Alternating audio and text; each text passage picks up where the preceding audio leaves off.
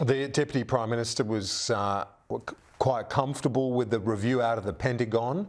Similar message from the former Prime Minister Scott Morrison earlier on the program, seemingly relaxed about what we're seeing out of the Pentagon and this review, that it's simply what a newly elected administration would do when it comes to AUKUS. Do you share that view? Well, I think the review is concerning.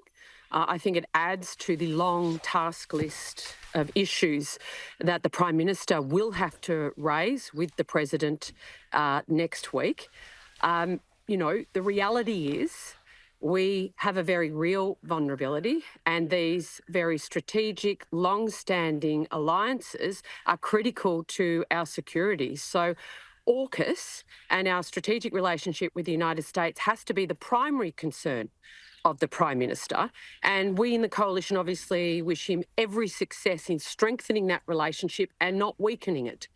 And if you try to deal with these things in isolation, I think it becomes very difficult when you're critical of the US's stance on many issues and then seek their strategic support to the level we do need it. I mean, the reality is we can't defend ourselves.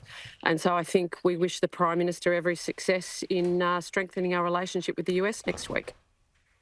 When you make reference to that, are you talking about the sanctions on the Israeli ministers, for example? Are you saying that sort of clouds our broader bilateral alliance and relationship?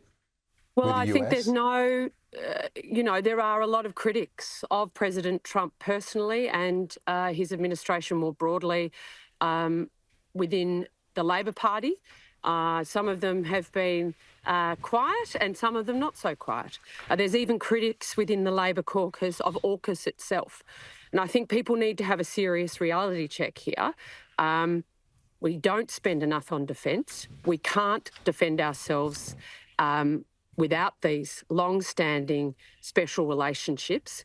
And so we need to take that all into consideration when making foreign policy announcements. The reality is Minister Wong's decision to sanction these two Israeli democratically elected ministers does fly in the face of the long-standing bipartisan approach to Israel, to a negotiated two-state solution. And so instead of taking us into her confidence and continuing that bipartisan approach, they've chose to go it alone. So, I don't think you can have it both ways, Kieran, I really don't. And I hope the government isn't trying to do that, because these are very challenging times globally, and we need to keep our friends really close. Nationals Senate Leader Bridget McKenzie, thanks. We'll catch you next week.